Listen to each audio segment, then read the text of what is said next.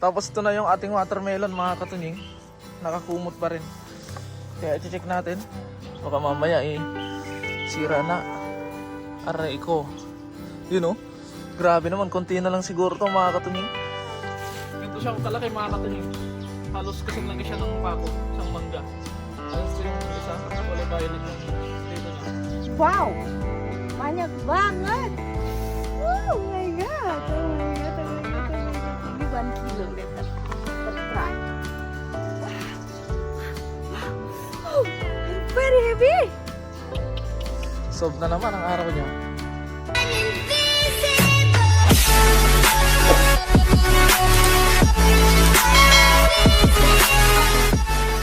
So what is up mga katunying, another day, another vlog at syempre welcome back sa ating YouTube channel. At ngayong araw pala mga katunying, syempre nandito na naman tayo sa ating mini garden para i-update kayo mga katunying sa mga nangyari dito sa ating garden. Dahil itong mga nakalipas na araw ay napakaraming nangyari mga katunying at marami tayong dumating na stock.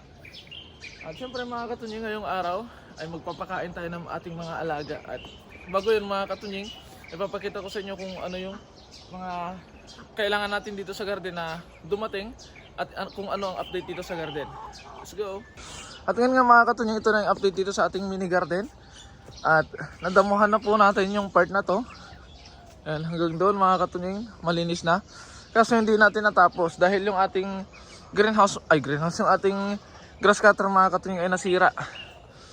Kaya pinaayos muna natin. Tapos update din dito sa Silinidea mga katunying. Kahapon harvestin sana namin kaso napakalakas ng ulan. At ito na nga mga katunying oh. Wow. Wow, namumula, grabe. Ang dami. Yun, ang dami din to mga katunying. So harvest namin to kapag gumanda na yung panahon. Dahil ngayon mga katunying, basa pa yung lupa, katatapos lang ng ulan. At syempre bago tayo magpakain ng ating mga alaga mga katunying ay ipapakita ko muna sa inyo yung watermelon namin na napakalaki. So lulusot lang tayo dito. Yeah.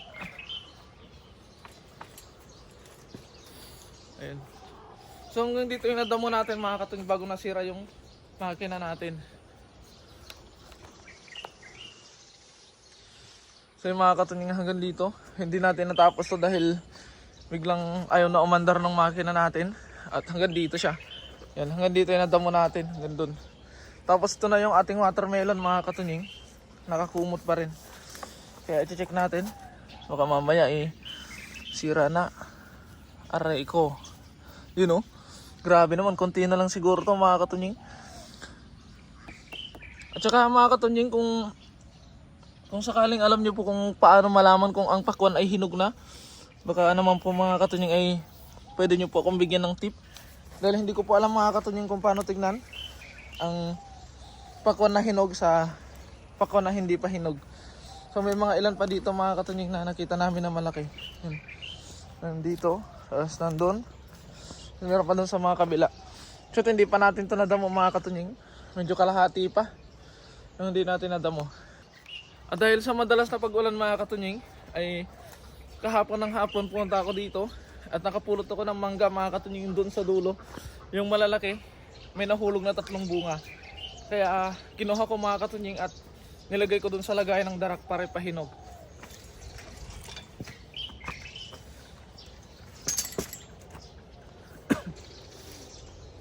At ipapakita ko sa inyo mga katunying kung gaano siya kalaki. So nilagay ko dito yung mangga natin mga katunying. 3 piraso. So, 1. Yeah. Malapit talaga to. Sana mahinog kasi nahulog na siya eh. Tapos 3. Di ko mahawakan na 3. So ito siya mga katunying. Pero ipapakita ko muna yung dalawa sa inyo. Ayun o. Ganito siya kalaki mga katunying.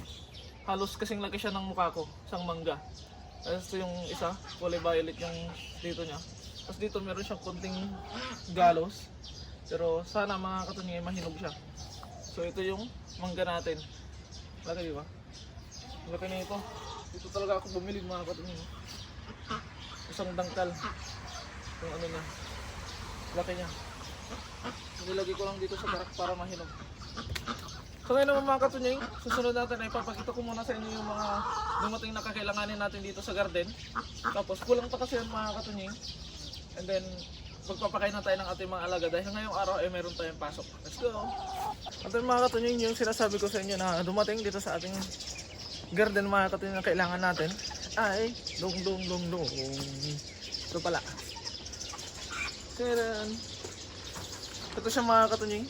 Ito siya, kahoy. Ang dami nating kahoy mga katunying. Thank you so much po sa nagbigay sa atin.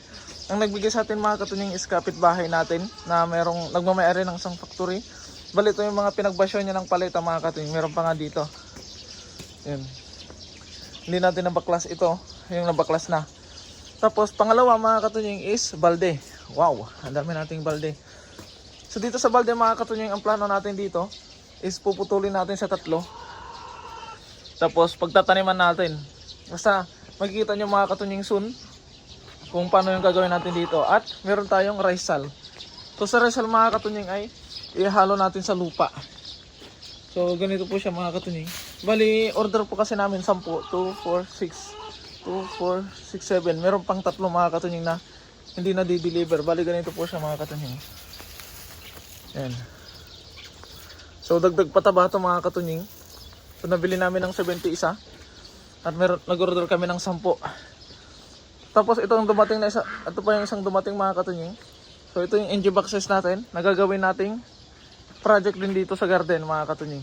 So bali itong box na to mga katunying ay may darating pa, hindi ko lang nahakot. Tapos ito naman, meron pang darating mga katunying.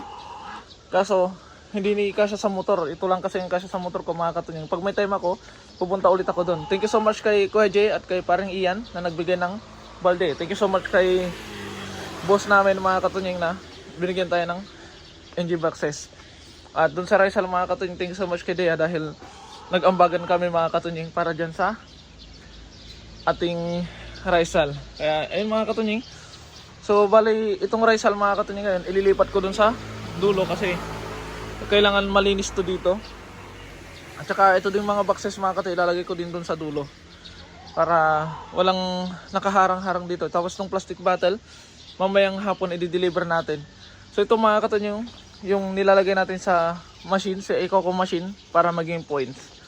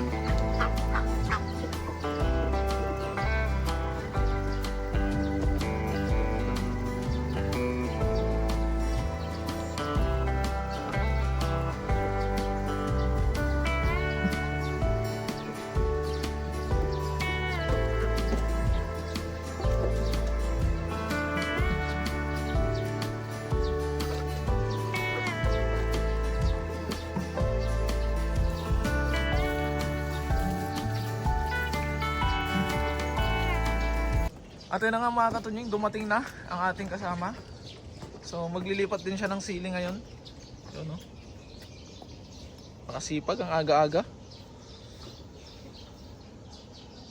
Wow. Amin-aminingun eh. Maybe yung peanut already.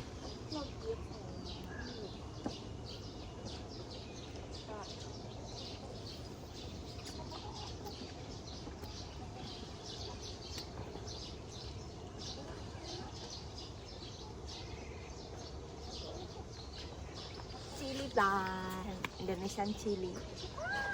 Your basket. Kotor lah. Let's go! Harvest my favorite vegetable. Chili. Next, I make apa? Chili paste. Chili paste, okay? Part 2, okay? Wow! Banyak banget! Oh my god! Oh my god! Oh my god! Oh my god! Maybe 1 kilo. Let's try. Wow! First time yang long chili. Ah! Wow! Wow! Wow! Sun same lipstick.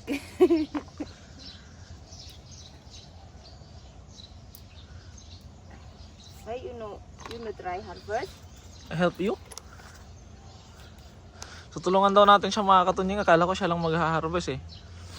Kaya sabi niya, excited na daw siya. Kaya papaubaya ko sana sa kanya mga katunying. Details.